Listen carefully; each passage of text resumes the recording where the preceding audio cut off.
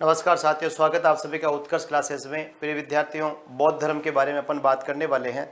जिस प्रकार से अपन ने जैन धर्म के बारे में बात की थी, उसी प्रकार से बौद्ध धर्म के बारे में बात करेंगे कि बौद्ध धर्म जो है इसके संस्थापक के बारे में बात करेंगे। उसके बाद इसके बौद्ध धर्म के जो है किस प्रकार से उनको ज्ञान की प्राप्ति हुई, इन सब के ऊपर अपन डिस्कस करने वाले हैं।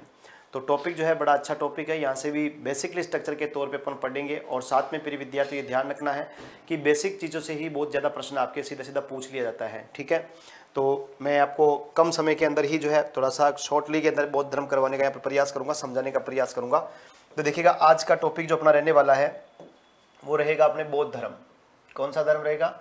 बौद्ध धर्म जो है वो टॉपिक रहेगा अपना। तो देखिएगा, यहाँ अगर अपन बात करते हैं तो बौद्ध धर्म टॉपिक अपना कौन सा है? बौद्ध धर्म। तो मैंने यहाँ पर टॉपिक डाल दिया आपके बौद्ध धर्म। पहली बात तो ये आती है कि बौद्ध धर्म के संस्थापक कौन है। सबसे पहला पॉइंट ये आता है कि सब बौद्ध धर्म का संस्थापक जो है वो कौन है। तो बौद्ध धर्म के जो संस्थापक है वो है आपके महात्मा गौतम बुद्ध। महात्मा गौतम बुद्ध ये बौद्ध धर्म के संस्थापक हैं। महात्मा गौतम बुद्ध जो है ये बौद्ध धर्म के क्या है? संस्थापक। दूसरी बात ये आती है कि महात्मा गौतम बुद्ध का मूल नाम क्या था, यानी कि बचपन का नाम क्या था। तो साथियों, महात्मा गौतम बुद्ध के बचपन का नाम था सिद्धार्थ और इनका जन्म 563 ईसा पूर्व के अंदर लुम्बिनी वन के अंदर इनका जन्म, लुम्बिनी गांव में इनका जन्म हुआ था। इनके जन्म के बारे में अपने को जानकारी अशोक मौर्य का रुम्मिन देई अभिलेख या शिलालेख जो है वो अपने को जानकारी देता है, जो स्तंभ के ऊपर लिखा हुआ मिला। स्तंभ लेख में आता है, लघु स्तंभ लेख का एक भाग है वो, उससे अपने को इस बारे में जानकारी प्राप्त होती है। फिर अगली बात करते हैं कि महात्मा गौतम बुद्ध के पिता का नाम क्या था। तो इनके पिता का नाम शुद्धोधन था और माता का नाम महामाया था। शुद्धोधन जो थे वो शाक्य कुल के प्रधान थे। किसके थे? शाक्य कुल के प्रधान थे। महात्मा गौतम बुद्ध का विवाह जो है वो यशोधरा के साथ में हुआ था और महात्मा गौतम बुद्ध के 28वें वर्ष यानी जन्म के 28वें वर्ष उनके पुत्र रत्न की प्राप्ति हुई थी, जिसका नाम था राहुल।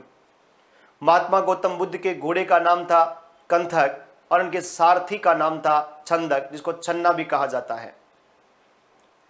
अब साहब, महात्मा गौतम बुद्ध ने जो है 4 दृश्य देखे। थोड़ी बेसिक बातें कर लेता हूं। पहले बेसिक बातें लिख दूं आपके, उसके बाद में उनके जो है किस प्रकार से उन्होंने गृह त्याग किया था उसके बारे में डिस्कस करेंगे। तो यहां पर महात्मा गौतम बुद्ध की बात कर रहे थे। महात्मा गौतम बुद्ध का बचपन का नाम क्या था? तो महात्मा गौतम बुद्ध के बचपन का नाम, किसका नाम? बचपन का नाम। तो इनके बचपन का नाम जो है वो था सिद्धार्थ। बचपन का नाम क्या था? सिद्धार्थ। और आगे बात करें इनके पिता का नाम, तो इनके पिता का नाम था शुद्धोधन। इनके पिता का नाम क्या था? शुद्धोधन। और इनकी माता, तो इनकी माता का नाम था महामाया। क्या नाम था? महामाया नाम था। फिर बात करें कि महात्मा गौतम बुद्ध का जन्म कब हुआ था। तो इनका जन्म जो है वो 563 ईसा पूर्व में हुआ था। 563 ईसा पूर्व में जो है इनका क्या हुआ था? जन्म हुआ था। और इनका जन्म स्थान, तो जन्म स्थान है लुम्बिनी गांव। जन्म स्थान है कौन सा? लुम्बिनी गांव। लुम्बिनी गांव जो है वो इनका जन्म स्थान है और ये कपिलवस्तु गणराज्य में था। लुम्बिनी गांव कपिलवस्तु गणराज्य, कपिलवस्तु गणराज्य। आज इस कपिलवस्तु को जो है कपिलवस्तु की बात करते हैं तो इसको तिलोरा कोट के नाम से जानते हैं। किसके नाम से? तिलोरा कोट के नाम से। तो ये बात बेसिकली याद रखिएगा। तो अब इनका जो है यहाँ पर इनका लालन पालन किसने किया था? तो लालन पालन की बात करें तो लालन पालन किया था प्रजापति गौतमी ने। किसने किया था? प्रजापति गौतमी ने।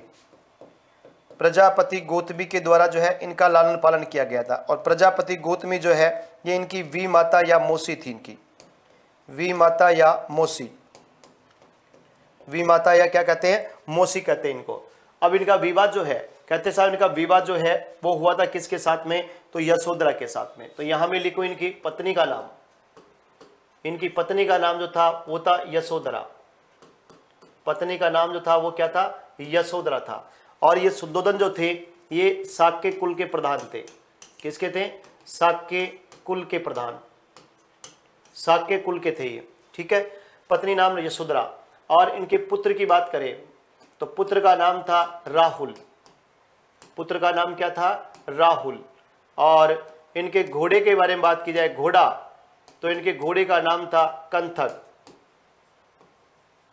और इनका सारथी, तो इनके सारथी की बात करते हैं तो इनके सारथी का नाम था छंदक, या इसको जो है चन्ना भी कहते हैं।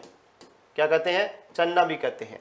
तो ये तो हो गई इनकी बेसिक बात कि इनका संस्था मतलब कि बौद्ध धर्म जो है, बौद्ध धर्म के संस्थापक कौन है, महात्मा गौतम बुद्ध। और बचपन का नाम क्या है, सिद्धार्थ। पिता का नाम क्या था, शुद्धोधन, जो शाक्य कुल के प्रधान थे। माता महामाया कोलीय वंश की थी ये, माता महामाया जो थी ये कौन से वंश की थी, कोलीय वंश की थी, कोलीय वंश। और इनका जन्म 563 ईसा पूर्व में हुआ था। और जन्म स्थान कौन सा है, लुम्बिनी गांव, कपिल वस्तु गणराज्य, जिसको आज अपन तिलोरा कोट कहते हैं। और महात्मा गौतम बुद्ध का लालन पालन किसने किया था, प्रजापति गौतमी ने, जो इनकी वी माता या मौसी थी।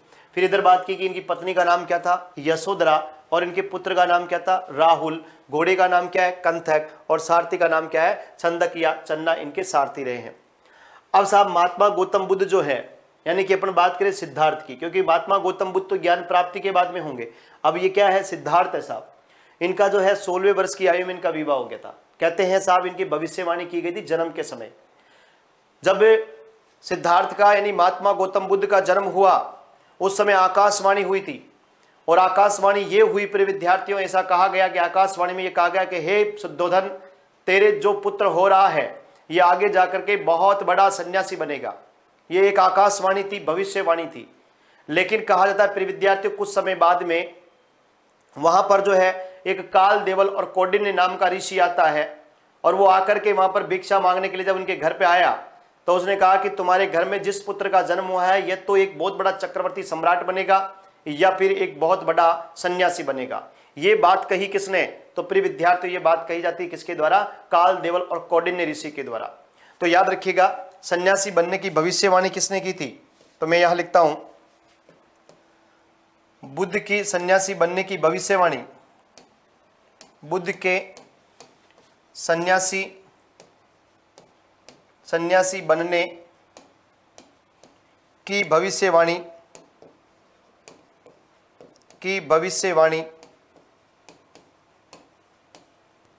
कौंडिन्य व कालदेवल ऋषि, कौंडिन्य व कालदेवल नामक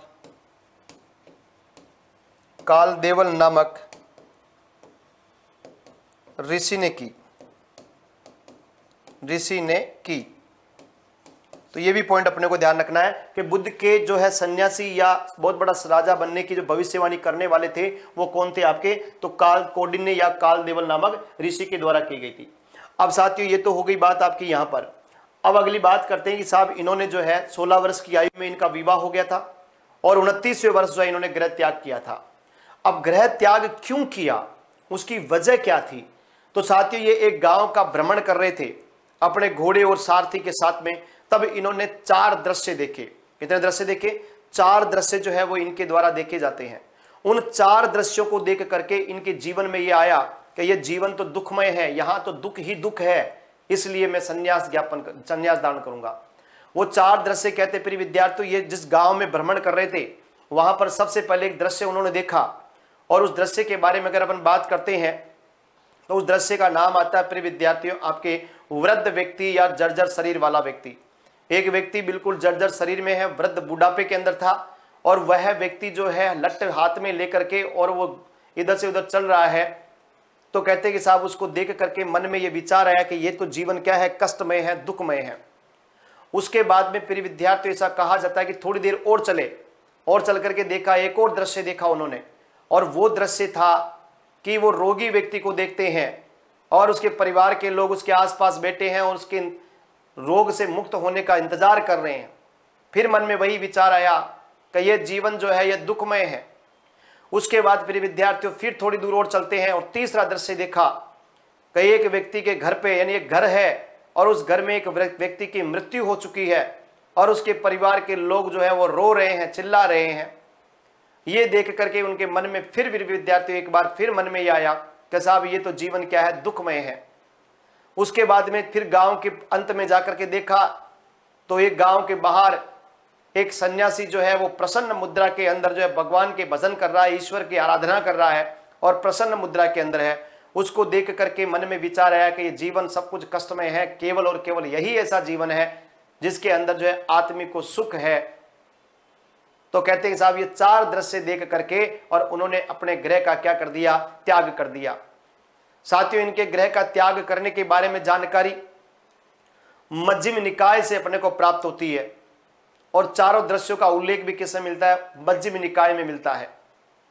और इस प्रकार से अगर अपन बात करें कि जो आपने देखा होगा, नाम सुना होगा, महाराष्ट्र के अंदर जो औरंगाबाद नामक जगह है, वहां पर प्रिय विद्यार्थियों आपके कुछ गुफाएं हैं जिसमें नाम आता है अजंता की गुफाएं। उस अजंता की गुफाओं के अंदर गुफा संख्या 16 जो है उसके अंदर बुद्ध के जीवन में वैराग्य उत्पन्न करने वाले चार दृश्यों का जो है वहां पर चित्रण किया गया है। तो ये बुद्ध के बारे में बातें थी। तो देखिएगा, ये तो मैंने यहां पर आपके बेसिकली बात यहां पर लिखी, ये जन्म वगैरह इनके बारे में बातें मैंने यहां पर आपके की है। अब आगे बात करता हूं प्रिय विद्यार्थियों अगली स्लाइड पर। देखिएगा, आगे की बात करूं मैं साथियों तो याद रखिएगा 16वें वर्ष, जन्म के 16वें वर्ष, जन्म के 16वें वर्ष, जन्म के 16वें वर्ष बुद्ध का विवाह,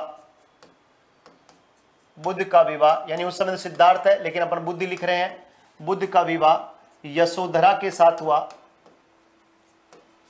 यशोधरा के साथ हुआ। किसके साथ हुआ? तो यशोधरा के साथ हुआ। और साथियों उसके बाद में बात की जाए तो इनके 28वें वर्ष जो है पुत्र रत्न की प्राप्ति हुई।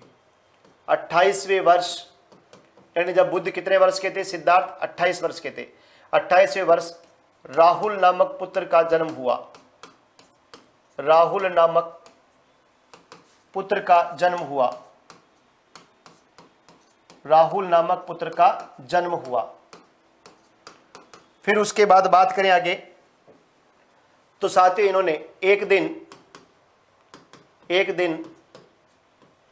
एक गांव का भ्रमण करते समय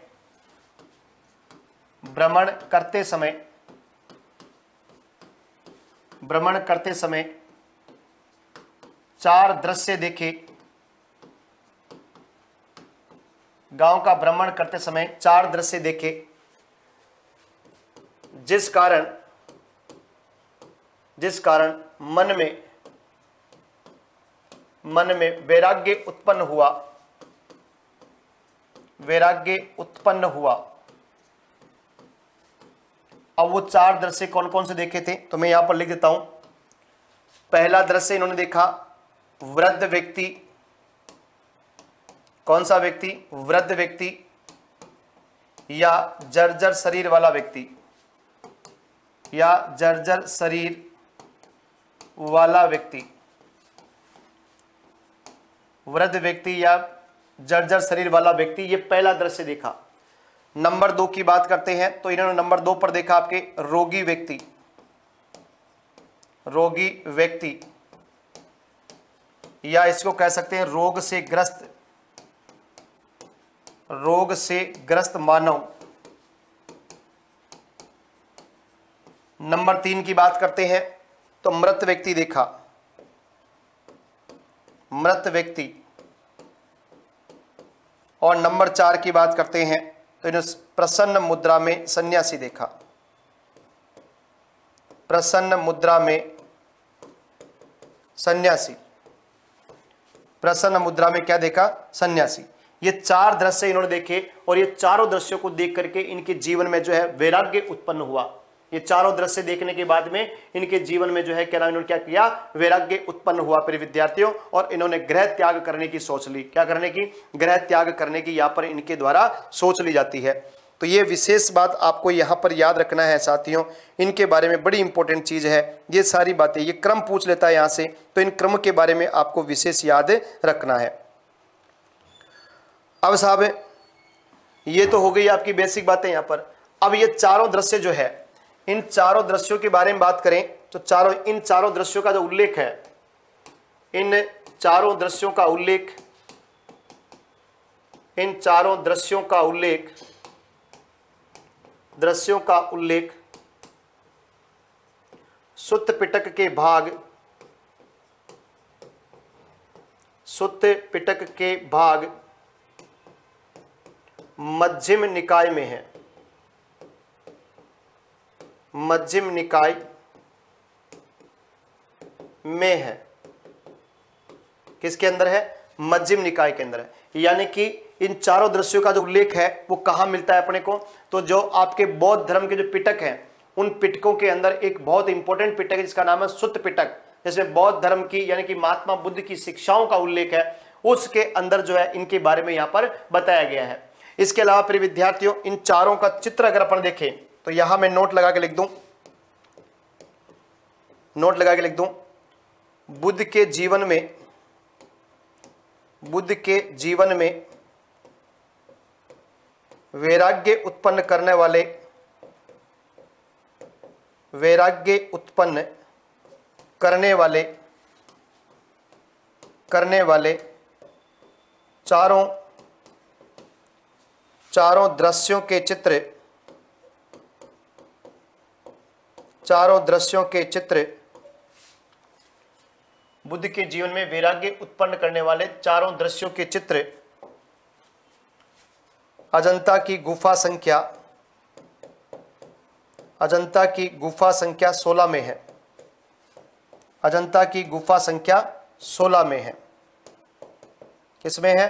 अजंता की जो गुफा संख्या 16 है उसके अंदर इन चारों दृश्यों का क्या मिलता है? तो प्रिय विद्यार्थियों याद रखिएगा, यहां पर क्या मिलता है? तो उल्लेख यहां पर मिलता है, चित्रण यहां पर किया गया है।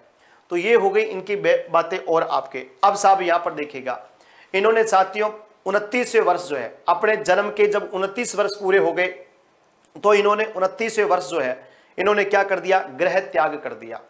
याद रखिएगा प्रिय विद्यार्थियों, वैशाख पूर्णिमा के दिन इनका जन्म हुआ था। और बौद्ध धर्म के अंदर जो वैशाख पूर्णिमा है जिसको बुद्ध पूर्णिमा कहा जाता है, और इस बुद्ध पूर्णिमा का दिन ही महात्मा बुद्ध का जन्म हुआ। इसी वैशाख पूर्णिमा या बुद्ध पूर्णिमा को महात्मा बुद्ध को ज्ञान की प्राप्ति हुई, और इसी वैशाख पूर्णिमा या बुद्ध पूर्णिमा के दिन जो है महात्मा बुद्ध को महापरिनिर्वाण हुआ, अर्थात उनकी मृत्यु को प्राप्त हुए। इसलिए बौद्ध धर्म के अंदर अगर पवित्र दिन माना जाता है तो वो आपके बुद्ध पूर्णिमा या वैशाख पूर्णिमा है। अब साहब इन्होंने 29वें वर्ष जो है गृह त्याग कर दिया, और गृह त्याग जो है वो किया प्रिय विद्यार्थियों। गृह त्याग का प्रतीक जो है वो क्या है? तो साथियों गृह त्याग का प्रतीक जो है माना जाता है आपके घोड़ा। क्या मानते हैं? घोड़ा। याद रखिएगा, इनके गर्भावस्था के बारे में बात करते हैं, और इनके जन्म के बारे में बात करते हैं, और इनके गृह त्याग के बारे में बात करते हैं। तो गृह त्याग का जो प्रतीक है वो क्या माना जाता है? घोड़ा माना जाता है। तो साहब इन्होंने गृह त्याग किया 29वें वर्ष, और गृह त्याग करने के बाद में ये पहुंचते हैं अनोमा नदी के किनारे। यही अनोमा नदी के किनारे पर पहुंच करके इन्होंने वहां पर अपना सिर मुंडवाया, अर्थात अपने बाल जो है वो उतराए वहां पर। और फिर विद्यार्थी वो जो है निकलते हैं, और कहा कि चलते चलते चलते चलते ये पहुंच जाते हैं आपके कौन से गांव में? तो ऐसा कहा जाता है प्रिय विद्यार्थी चलते चलते पहुंच गए वैशाली के अंदर। और वैशाली में जब ये पहुंचते हैं तो वहां वैशाली के अंदर साथियों ऐसा कहा जाता है कि इनको एक व्यक्ति मिले जिनका नाम था आलार कालाम। आलार कालाम जो थे वो सांख्य दर्शन के प्रणेता थे, मतलब सांख्य दर्शन के आचार्य थे। सांख्य दर्शन के जो प्रवर्तक या प्रणेता है वो कौन है? कपिल मुनि। उसी सांख्य दर्शन के आचार्य हुआ करते थे जिनका नाम था आलार कालाम। और साहब बुद्ध जब यानी सिद्धार्थ या बुद्ध जो है वो जब आपके वैशाली पहुंचे तो वहां पर उनकी पहली मुलाकात आलार कालाम से होती है, और वहीं उन्होंने आलार कालाम से सांख्य दर्शन की क्या ली? शिक्षा या दीक्षा वहां से ली। इसलिए आलार कालाम को बुद्ध का पहला गुरु मानते हैं। और साथियों बौद्ध धर्म के ऊपर जो सर्वाधिक प्रभाव दिखता है वो सांख्य दर्शन का दिखता है। किसका दिखता है? सांख्य दर्शन का। अब साहब उसके बाद में फिर ये आगे बढ़े, वहां से जो शिक्षा दीक्षा ली उसे संतुष्ट नहीं हुए और नहीं होकर के फिर वो आगे बढ़ते हैं और वैशाली से आगे बढ़ते बढ़ते कहां पहुंच गए, राजगृह पहुंच गए। और जब वो राजगृह पहुंचे तो राजगृह पहुंच करके प्रिय विद्यार्थी वहां पर भी एक और व्यक्ति से मुलाकात हुई जिनका नाम था उद्रक रामपुत्र। और उद्रक रामपुत्र से उन्होंने फिर शिक्षा ली, दीक्षा ली और वहां पर योग की शिक्षा दीक्षा ली उन्होंने। इसलिए उद्रक रामपुत्र को जो है बुद्ध का दूसरा गुरु माना जाता है। लेकिन वहां से भी ये संतुष्ट नहीं हुए, इसलिए फिर आगे बढ़े और आगे बढ़ करके प्रिय विद्यार्थी पहुंच गए कहां पर, निरंजना नदी के किनारे या पुनपुन नदी के किनारे, जिसको फल्गु नदी के नाम से भी जानते हैं, वहां पहुंच गए। वहां पहुंच करके देखा तो उन्होंने वहां पर 5 ब्राह्मणों को देखा जो तपस्या कर रहे थे और उन्हीं 5 ब्राह्मणों के साथ में मिलकर के वो वहां पर तपस्या करने लगे। जब 5 ब्राह्मणों के साथ मिलकर के जब तपस्या करने लगे, कहते साथ तपस्या करते गए, एक दिन क्या नाम, जो एक महिला या एक लड़की, सुजाता नाम की लड़की हाथ में खीर लेकर के उधर से निकल रही थी। खीर की खुशबू को देख करके उनके जो है भूख जाग गई और कहते कि उन्होंने सुजाता के हाथ की क्या खा ली, खीर खा ली। जब खीर खा ली उन्होंने तो 5 ब्राह्मणों ने उसको देख लिया एक लड़की या महिला के हाथ की खीर खाते हुए। तो कहते कि 5 ब्राह्मणों ने कहा कि हे दुष्ट, तू संत नहीं बन सकता, तू साधु नहीं बन सकता, तू संन्यास धारण नहीं कर सकता, तू हर किसी के हाथ का बना हुआ भोजन कर लेता है। इसलिए वो 5 के 5 ब्राह्मण मित्र जो थे ये साथ छोड़ दिया किसका, महात्मा बुद्ध का, और साथ छोड़ करके वो 5 मित्र चले गए सारनाथ की ओर। और बुद्ध ने वहीं ठान लिया प्रिय विद्यार्थियों कि मुझे कुछ भी हो जाए अब कठिन तपस्या करनी पड़ेगी, कठोर तपस्या मुझे करनी पड़ेगी। और सिद्धार्थ या बुद्ध जो है वहीं पर कठोर तपस्या करने लगे निरंजना नदी के किनारे पर और पीपल वृक्ष के नीचे। साहब 35वें वर्ष के 49वें दिन महात्मा बुद्ध को जो है ज्ञान की प्राप्ति हुई, अर्थात संबोधि की प्राप्ति हुई। प्रिय विद्यार्थियों, जो स्थान था उसका नाम था उरुवेला। ज्ञान प्राप्ति के बाद वही उरुवेला नामक स्थान जो है बोध गया के नाम से क्या हुआ, प्रसिद्ध हुआ। और साथ ही जो पीपल वृक्ष, जिस वृक्ष के नीचे उनको ज्ञान मिला था, उसको बाद में बोधि वृक्ष कहा गया, क्योंकि उनको क्या मिला था, बोधि ज्ञान या संबोधि उनको प्राप्त हुआ था। अब साहब जो सिद्धार्थ को 35 वर्ष के 49वें दिन वैशाख पूर्णिमा के दिन जो ज्ञान मिला, इस कारण वही सिद्धार्थ आगे जाकर के जो है वो महात्मा गौतम बुद्ध के नाम से प्रसिद्ध हुआ। गौतम जो है प्रिय विद्यार्थी ये इनकी गोत्र है, इनका कुल जो था वो शाक्य था और वर्ण ये क्षत्रिय वर्ण में थे, तो इसलिए इनको महात्मा गौतम बुद्ध के नाम से जानते हैं। और तथागत कहलाए प्रिय विद्यार्थियों, क्या कहलाए, तथागत कहलाए। अब साहब इनको क्या मिल गया, ज्ञान मिल गया। अब जब किसी व्यक्ति को ज्ञान मिलता है तो ज्ञान मिलने के बाद वो अपने ज्ञान का क्या करता है, प्रचार प्रसार करता है। ज्ञान का क्या करता है, प्रचार प्रसार करता है। तो महात्मा बुद्ध जो अपने ज्ञान का प्रचार प्रसार करने के लिए वहां से निकल जाते हैं, कहां से, बोध गया से निकल जाते हैं और वो चलते चलते कहां पहुंचे, सारनाथ पहुंच गए। तो सारनाथ में क्या हुआ प्रिय विद्यार्थी वो बात आगे पढ़ेंगे, लेकिन इससे पहले जो मैंने आपको बताया है उसके बारे में यहां पर एक बार नोट डाउन करता हूं। तो देखिएगा साहब ये इन्होंने क्या नाम, ग्रह त्याग कर दिया था। अब देखिएगा आगे पॉइंट लिखता हूं मैं, यहां लिख रहा हूं प्रिय विद्यार्थियों कि साहब बुद्ध ने क्या कर दिया, ग्रह त्याग। बुद्ध ने ग्रह त्याग किया।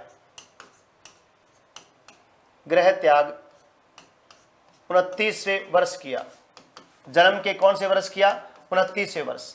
बुद्ध ने ग्रह त्याग जो है 29वें वर्ष किया। अब यहां पर देखिए ग्रह त्याग का जो प्रतीक है, बुद्ध के ग्रह त्याग का जो प्रतीक है वो प्रतीक है क्या, आपके घोड़ा। बुद्ध के ग्रह त्याग का जो प्रतीक है वो प्रतीक क्या है, आपके घोड़ा उसका प्रतीक है। और साथियों ग्रह त्याग की घटना को बौद्ध साहित्य में महाभिनिष्क्रमण कहते हैं। बौद्ध साहित्य में महाभिनिष्क्रमण कहते हैं। क्या कहते हैं, महाभिनिष्क्रमण, महाभिनिष्क्रमण कहते हैं। ठीक है, ये बात याद रखना। बुद्ध ने अपने जीवन के 29वें वर्ष उन्होंने गृह त्याग कर दिया। अपने 1 साल के बेटे राहुल को और अपनी पत्नी यशोधरा को छोड़ दिया और गृह त्याग किया। गृह त्याग का प्रतीक जो है वो क्या है, घोड़ा है। और साथियों गृह त्याग की घटना को जो है बौद्ध साहित्य में क्या कहा गया, आपके महाभिनिष्क्रमण कहा गया। क्या कहा गया, महाभिनिष्क्रमण यहां पर कहा गया। अब साहब यहां महाविनिष्क्रमण कहा गया गृह त्याग करने के बाद में। जो यहां पर गृह त्याग करने के बाद में, गृह त्याग के बाद में देखिएगा, गृह त्याग के बाद सिद्धार्थ यानी कि बुद्ध की बात कर रहे हैं। गृह त्याग के बाद में बुद्ध ने अनोमा नदी के किनारे, अनोमा नदी के किनारे अपना सिर मुंडवाया।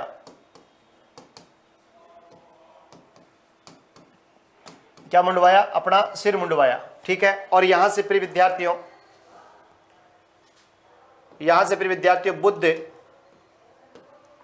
वैशाली पहुंचकर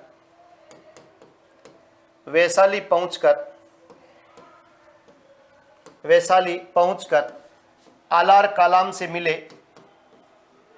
वैशाली पहुंचकर आलार कालाम से शिक्षा ग्रहण की।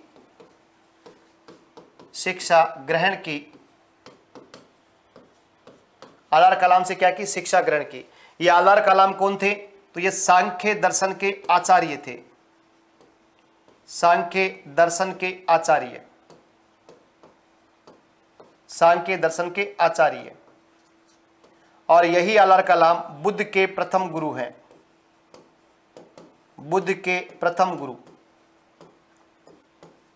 इस कारण प्रिय विद्यार्थियों बौद्ध धर्म के ऊपर जो है, किस पर? बौद्ध धर्म के ऊपर जो है सर्वाधिक प्रभाव किसका है? तो मैं नोट में लिख दूं यहां पर, बौद्ध धर्म पर सांख्य दर्शन का प्रभाव है। बौद्ध धर्म पर सांख्य दर्शन का प्रभाव है। सांख्य दर्शन का प्रभाव है। बौद्ध धर्म के ऊपर जो है किसका प्रभाव है? तो सांख्य दर्शन का यहां पर प्रभाव बौद्ध धर्म के ऊपर है। फिर अगली बात करते हैं। अगली बात करूं मैं यहां पर, फिर यहां से याद रखिएगा, बुद्ध वैशाली से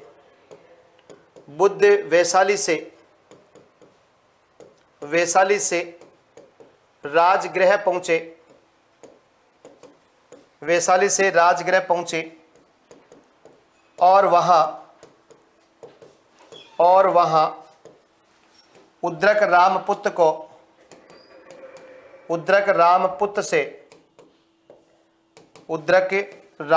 से योग की शिक्षा ग्रहण की। उद्रक रामपुत्र से योग की शिक्षा ग्रहण की। अब साहब ये उद्रक रामपुत्र जो है ये क्या हो जाएंगे आपके? ये बुद्ध के दूसरे गुरु हो गए। बुद्ध के क्या हो गए? आपके दूसरे गुरु हो गए। तो यानी कि ये बुद्ध के क्या कहलाए? आपके दूसरे गुरु कहलाए। अब साहब यहां पर जो है इन्होंने यहां से भी दोनों जगह संतुष्ट नहीं हुए। तो जब संतुष्ट नहीं हुए थे वो आगे की ओर बढ़े, और आगे बढ़ करके ये चले गए साहब आपके कहां पर? तो निरंजना नदी के किनारे पर। कहां चले गए? निरंजना नदी के किनारे पर यहां से चले जाते हैं साथियों। और निरंजना नदी के किनारे पर जहां पर उरुवेला नामक स्थान था, कौन सा? उरुवेला नामक स्थान था, वहां पहुंच गए।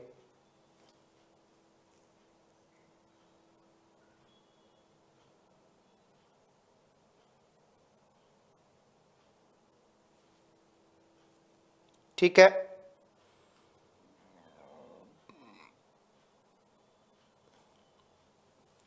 ठीक है। तो राजगृह से क्या पहुंचते हैं? तो निरंजना नदी के किनारे पर उरुवेला नामक स्थान पर पहुंचते हैं। तो देखिएगा आगे बात करते हैं। आगे लिखूं मैं यहां से, बुद्ध राजगृह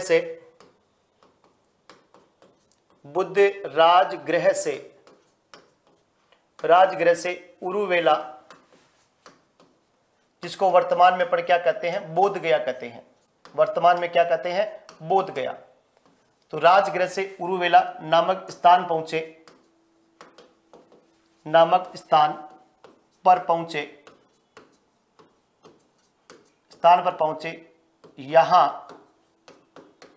यहां 5 ब्राह्मणों के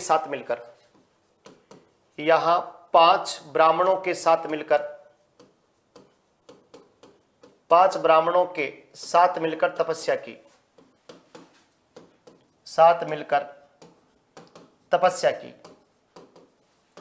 लेकिन साथियों तपस्या तो की इन्होंने, लेकिन तपस्या क्या हो गई? भंग हो गई। तपस्या भंग कैसे हुई? बुद्ध ने सुजाता नामक महिला के हाथ की खीर,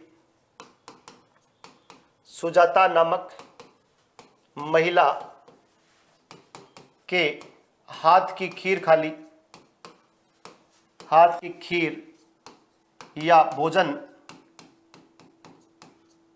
ग्रहण किया, खीर या भोजन ग्रहण किया, जिस कारण इनके साथ तपस्या कर रहे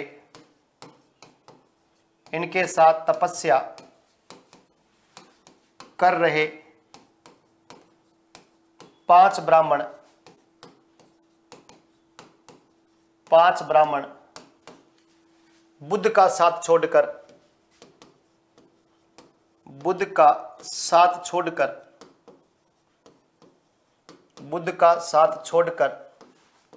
सारनाथ की ओर चले गए। कहां चले गए? सारनाथ की ओर चले गए,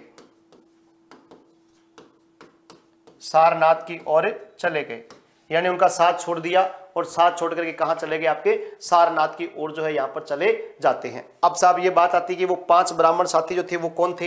ये भी अपने को थोड़ा सा याद रख लीजिएगा, ठीक है। तो वो 5 ब्राह्मण कौन थे? 5 ब्राह्मण मित्रों के नाम बताऊं मैं आपको। 5 ब्राह्मण मित्र,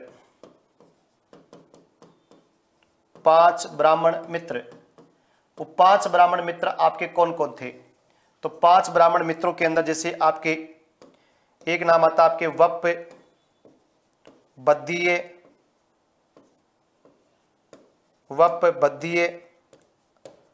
आसज्जी,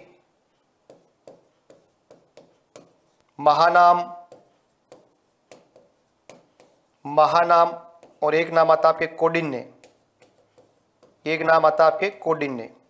ठीक है। वो कौंडिन्य ऋषि अलग थे और ये कौंडिन्य आपका अलग है। तो याद रखिएगा, एक नाम तो क्या आ गया आपके? तो याद रखिएगा वप आ गया, एक तो नाम क्या आ गया आपके? वप आ गया आपके, ठीक है। एक आपके ये वप और असज्जी एक ही है ना, देखिएगा एक मिनट, वप के साथ में असज्जी को लिख दूं मैं, वप या असज्जी, ये दोनों आपके एक ही है। यहां पर नाम आ जाएगा आपके किसका? तो आंज या असंग, ये 5 मित्र थे साथियों। तो ये 5 मित्र इनका क्या छोड़ दिया? साथ छोड़ दिया, और साथ छोड़ करके कहां चले गए? तो ये चले गए सारनाथ की ओर। ये 5 मित्र जो इनका साथ छोड़ के कहां चले गए थे? सारनाथ चले गए। कहां पर चले गए? सारनाथ चले गए। सारनाथ कहां पड़ता है? उत्तर प्रदेश के अंदर। राजगृह कहां पड़ता है? बिहार के अंदर। वैशाली भी कहां है आपके? बिहार के अंदर। अब साहब इनको जो है ये छोड़ करके चले गए साहब। तो छोड़ के चले जाने के बाद में उन्होंने मन में ठान लिया, और ये ठान लिया प्रिय विद्यार्थियों कि चाहे कुछ भी हो जाए मेरे साथियों, तो इन्होंने ये ठाना कि कुछ भी हो जाए अब मुझे क्या प्राप्त करनी है? ज्ञान प्राप्त करना है। क्या प्राप्त करना है? ज्ञान प्राप्त करना है। तो साहब देखो, जो व्यक्ति अगर ठान ले क्या मुझे ये करके दिखाना है, तो मैं पक्का वादे के साथ कह रहा हूं करके दिखा सकते हैं। जैसे अगर आप लोग ये ठान लो कि मुझे नौकरी लगनी है, तो बिल्कुल आप नौकरी लगोगे, उसके प्रति आपको कृतज्ञ होना पड़ेगा, और कृतज्ञता के साथ में जो कार्य करता है वो सफलता प्राप्त करता है। बाकी दुनिया के अंदर आप सब जानते हैं कि सबकी क्या नाम है, जो अगर अपन बात करें कि बुराइयां तो सब दुनिया ही करती है, उसकी अच्छाइयों को पकड़ करके जैसे हर व्यक्ति की बुराई करोगे तो नुकसान आप ही का है। कहने का मतलब यह है साथियों कि अगर आप उन अच्छाइयों को ग्रहण करके, देखो हर व्यक्ति में बुराई होती है, बुराई तो आप भगवान के अंदर भी ढूंढ लोगे, आप मैं भी ढूंढ लूंगा, आप भी ढूंढ लेंगे, लेकिन बुराई को ना ढूंढ करके अपन उनकी अच्छाइयों को ढूंढ करके उन अच्छाइयों को ग्रहण करें, तो उस अच्छाई से अपने को बहुत कुछ अपने को क्या हो सकता है? प्राप्त हो सकता है। तो यहां पर बुद्ध ने यह ठान लिया था कि मुझे चाहे कुछ हो जाए, जो साथ छोड़ करके गए हैं उनको दिखाना है कि मुझे क्या ज्ञान की प्राप्ति हुई, मैं जो है संन्यास दान कर सकता हूं, मैं सन्यासी बन सकता हूं। और उन्होंने साहब क्या नाम जो कठोर तपस्या प्रारंभ कर दी, और फिर विद्यार्थियों 6-7 साल तक उन्होंने कठोर तपस्या की, और कठोर तपस्या कहां पर की? इसी उरुवेला नामक गांव के अंदर। तो देखो मैं आपको अगली स्लाइड पर बात करूं साथियों, गांव का नाम क्या है? आपके उरुवेला। क्या नाम है? ये लो साहब, ये मान लीजिए कि ये गांव है आपके, और इस गांव का नाम क्या है? उरुवेला गांव। कौन सा गांव है? ये गांव आपका, और इस गांव का नाम क्या है? उरुवेला नामक गांव है। ये आपके कौन सा गांव है? उरुवेला। तो मैं यहां पर लिख दूं, इस गांव की बात करते हैं, कौन सा गांव है, ये उरुवेला गांव है, उरुवेला गांव। अब यही उरुवेला गांव जो है ये बाद में आपके बोध गया के नाम से प्रसिद्ध होगा, ठीक है। उरुवेला गांव के अंदर जो है प्रिय विद्यार्थियों ये क्या करते हैं, उरुवेला गांव के अंदर जो है ये क्या करते हैं, ये उरुवेला गांव के अंदर मान लीजिए कि ये आपके एक वृक्ष है, और इस वृक्ष की बात करते हैं तो ये पीपल का वृक्ष आपके, कौन सा वृक्ष है, ये आपके पीपल का वृक्ष है। उरुवेला गांव में कौन सा वृक्ष है, पीपल का वृक्ष। तो देखिएगा ये मैंने यहां पर क्या नाम, जो आपके पीपल का वृक्ष लगा दिया, कौन सा वृक्ष लगा दिया, पीपल का वृक्ष। ये लग गया आपके पीपल का वृक्ष, और इस पीपल के वृक्ष के अंदर यहां नीचे बैठे आपके कौन, महात्मा बुद्ध। तो ये बन गए आपके कौन, महात्मा बुद्ध। यहां बना दिया मैंने, ये महात्मा बुद्ध है। और ये महात्मा बुद्ध जो है ये किस अवस्था में है, ये ध्यान मग्न अवस्था में बैठे हुए हैं। किस अवस्था में, ध्यान मग्न अवस्था के अंदर जो है यहाँ पर बैठे हैं, और क्या प्राप्त करना चाहते हैं, तो ज्ञान की प्राप्ति जो है ये करना चाहते हैं। तो यहाँ पर ध्यान मग्न अवस्था के अंदर ये बैठे हुए थे यहाँ पर, ठीक है। ये इधर आपके क्या नाम, जो ये सूर्य, ये क्या है आपका, ये सूर्य साहब, ठीक है। ये क्या है, ये सूर्य,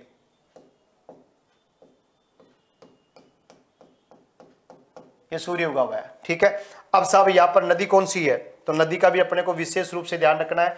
तो यहाँ पर एक नदी बह रही है आपके उरुवेला गांव के अंदर, और इस नदी की बात करते हैं तो ये नदी बह रही है आपके, कौन सी, ये नदी बह रही है आपके। और इस नदी के बारे में बात करें तो नदी का नाम जो है वो कौन सी है, तो याद रखिएगा ये नदी जो है ना साथियों, इस नदी का नाम जरूर ध्यान रखिएगा, इसका नाम है आपके निरंजना नदी। कौन सी नदी है, तो इस नदी का जो नाम है वो क्या है आपके, निरंजना नदी इसका नाम है। क्या नाम है, निरंजना नदी। तो ये बह रही है आपके निरंजना नदी। तो मैं यहां लिख दूं इसके अंदर, ये हो गई आपके निरंजना नदी, निरंजना नदी। इसी को बोलते हैं आपके पुनपुन नदी, इसी को क्या बोलते हैं, पुनपुन, या इसी को क्या बोलते हैं, फल्गु नदी भी बोलते हैं। क्या बोलते हैं, फल्गु नदी के नाम से भी जानते हैं। यहाँ पर सिद्धार्थ जो है इस वृक्ष की बात करते हैं, तो वृक्ष का नाम है पीपल वृक्ष। कौन सा वृक्ष है, ये पीपल का वृक्ष है, ठीक है, ये पीपल का वृक्ष है। गांव कौन सा, उरुवेला। अब साहब ये तपस्या कर रहे थे साथियों, तपस्या करते करते इन्होंने इतनी कठोर तपस्या की कि साहब तपस्या करते करते जो है इन्होंने क्या किया साहब, कब की बात है, तो याद रखिएगा 35वें वर्ष के, कौन से, 35वें वर्ष के 49वें दिन। याद रखना, ये थोड़ा पॉइंट ध्यान रखना, 35वें वर्ष के 49वें दिन, 49वें दिन, 49वें दिन वैशाख पूर्णिमा को, कब, वैशाख पूर्णिमा को, वैशाख पूर्णिमा को, वैशाख पूर्णिमा को इनको किसकी प्राप्ति होती है, ज्ञान की प्राप्ति। किसकी प्राप्ति होती है, ज्ञान की इनको क्या हुई, प्राप्ति इनको हुई।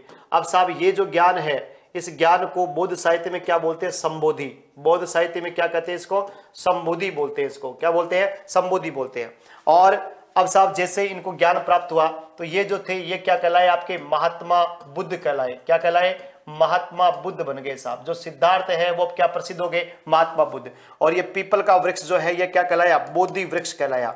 ज्ञान प्राप्ति के बाद में ये क्या कहलाया, बोधि वृक्ष कहलाया। आपका क्या कहने लग गया, बोधि वृक्ष कहने लग गया। तो ये जो स्थिति है ये याद रखिएगा, पीपल का वृक्ष था, लेकिन ज्ञान प्राप्ति के बाद इसको क्या कहा गया, बोधि वृक्ष। और ये जो उरुवेला है इसको कहा गया आपके बोध गया कहा गया। क्या कहा गया, इसको बोध गया कहा गया। और बोध गया आपका कहां पर है, बिहार के अंदर। बोध गया कहां पर है, बिहार में, जिसको अपन गया जी बोलते हैं ना, क्या बोलते हैं, गया जी बोलते हैं, यही आपके बोध गया है। तो प्रिय विद्यार्थी यहां पर इनको क्या होती है, ज्ञान की प्राप्ति होती है। अब ज्ञान प्राप्ति के बाद में आपको पता है कि व्यक्ति जो है वो उस ज्ञान को क्या करेगा, बांटने के लिए जाएगा। भाई ज्ञान को जो है क्या करेगा, बांटने के लिए यहां पर जाएगा प्रिय विद्यार्थियों। और ये बांटने के लिए जो है ये पहुंच जाते हैं कहां पर, यहां से जो है क्या नाम, जो ये प्रिय विद्यार्थियों ज्ञान के लिए वहां से चलते हैं, निकलते हैं, और निकलते निकलते कहां पहुंचे, सारनाथ पहुंच गए। कहां पर पहुंच गए, सारनाथ पहुंचे। सारनाथ वहीं पहुंचे जहां पर वो 5 मित्र तपस्या कर रहे थे, एक आश्रम में रह रहे थे, और उस आश्रम का नाम था मृगदाव आश्रम। क्या नाम था, मृगदाव आश्रम था। उस मृगदाव आश्रम के अंदर जो है, ठीक है, वहां पर वो रह रहे थे सारनाथ में। वहीं पहुंच करके उन्हीं 5 मित्रों को अपना पहला उपदेश दिया जिन्होंने बुद्ध का क्या छोड़ा था, साथ छोड़ा था। तो एकदम से अकस्मात अगर आप बताओ, अगर आप लोग तैयारी कर रहे हैं और तैयारी करते हैं आपके मित्र आपका साथ छोड़ के चले जाए, क्या कि ये तो नौकरी लगने वाला नहीं है, और फिर आप जज्बे से नौकरी लग जाओ, आप फर्स्ट ग्रेड के लेक्चरर बन जाओ, आप जो है क्या नाम आरएस बन जाए, या आप जो है सेकंड ग्रेड टीचर बन जाए, या आप किसी और वैकेंसी में आप नौकरी लग जाए, फिर नौकरी लगने के बाद अपने मित्रों के पास में जाए, कहे कि देख मैंने कर दिखाया, तो आपको पता कि वो मित्र जो है कितने अपने आप को शर्मिंदगी फील करेंगे, और साथ में प्रिय विद्यार्थियों आपके ऊपर कहेंगे कि यार वास्तव में दोस्त तो दोस्त ही था, कितना गौरवान्वित महसूस करेंगे वो कि यार कर दिखाया इसने, है ना। तो कभी कभी जो है अपने मित्रों की बातें भी अपने क्या लग जाती है, दिल में लग जाती है, उन्हीं मित्रों की बातों से अपने को मोटिवेशन मिल जाता है और अपन जो है अपनी सफलता के कदम चूम जाते हैं। तो मंजिल प्राप्त करने के लिए किसी का ताना भी बहुत अपने लिए इंपॉर्टेंट हो सकता है। कभी कभी अपन किसी व्यक्ति ने अपने को ताना दे देता है तो अपने सोचते हैं कि यार इसने ताना दे दिया, है ना, तो ऐसा नहीं सोचना चाहिए। तो साथियों यहाँ पर जो है इनको ज्ञान प्राप्त हो गया। अब ज्ञान प्राप्ति के बाद में जा रहे हैं कहां पर, प्रथम उपदेश देने के लिए। तो मैं यहां पर लिख रहा हूं, यहां देखिएगा, बुद्ध ने अपना प्रथम उपदेश, बुद्ध ने अपना प्रथम उपदेश, बुद्ध ने अपना प्रथम उपदेश जो है वो कहां दिया था, तो उन्होंने पहला उपदेश जो है वो दिया था सारनाथ में। कहां पर दिया था, सारनाथ के अंदर दिया था। और पहला उपदेश जो है वो किसको दिया था, उन्हीं 5 ब्राह्मणों को, उन्हीं 5 ब्राह्मण मित्रों को, उन्हीं 5 ब्राह्मण मित्रों को दिया था, उन्हीं 5 ब्राह्मण मित्रों को दिया, मित्रों को दिया, ठीक है, जिन्होंने इनको क्या छोड़ा था, साथ छोड़ा था। और साथियों प्रथम उपदेश की बात करते हैं, इसको बौद्ध साहित्य में, इस पहले उपदेश को जो है उन्होंने बौद्ध साहित्य के अंदर जो है, किसमें, बौद्ध साहित्य में इसको क्या कहते हैं, धर्म चक्र प्रवर्तन कहते हैं। क्या कहते हैं, धर्म चक्र प्रवर्तन के नाम से इसको जाना जाता है, धर्म चक्र प्रवर्तन कहते हैं। और ये पहला उपदेश जो है इन्होंने किस भाषा में दिया था, पाली भाषा में। कौन सी भाषा में, पाली भाषा के अंदर जो है इन्होंने ये उपदेश दिया था।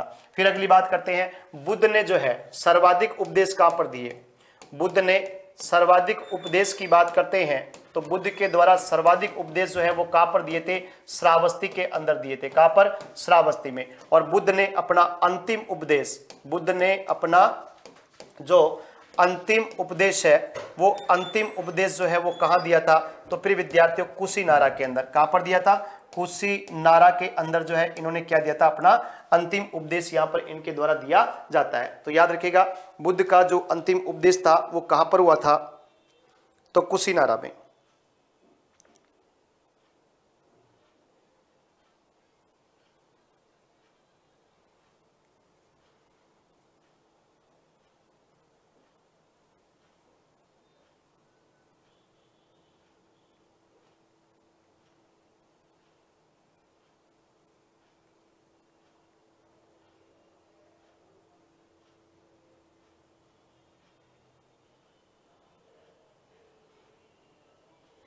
ठीक है, तो यहां पर क्या नाम से इन्होंने क्या दिया था, अपना अंतिम उपदेश दिया था। अब साथियों जहां अंतिम उपदेश दिया था तो यहां पर अंतिम उपदेश जो कुशीनारा में किसको दिया था, सुब्रच्छ नामक शिष्य को दिया था। किसको, सुब्रच्छ नामक शिष्य को दिया था, सुब्रच्छ नामक शिष्य को दिया था। और यहीं पर प्रिय विद्यार्थी याद रखिएगा सुब्रच्छ नामक शिष्य को दिया। और याद रखिएगा बुद्ध का महापरिनिर्वाण, बुद्ध का महापरिनिर्वाण की बात करते हैं, क्या, महापरिनिर्वाण की बात करें तो बुद्ध का महापरिनिर्वाण जो है वो कब हुआ था आपके, तो साथियों याद रखिएगा 483 ईसा पूर्व में, 483 ईसा पूर्व में इनका महापरिनिर्वाण कहां हुआ, कुशीनारा के अंदर। कहां पर हुआ, कुशीनारा के अंदर इनका महापरिनिर्वाण होता है। और प्रिय विद्यार्थी कुशीनारा जो है इसको वर्तमान में क्या कुशीनारा भी कहते हैं और क्या कहते हैं, कुशीनगर के नाम से भी इसको जानते हैं। ठीक है, जो आपके मल्ल महाजनपद की राजधानी थी, तो यहाँ पर इनको महापरिनिर्वाण यहाँ पर होता है। तो साथियों ये आपके मूल बातें थी यहाँ पर जो अपन ने यहाँ पर बात की।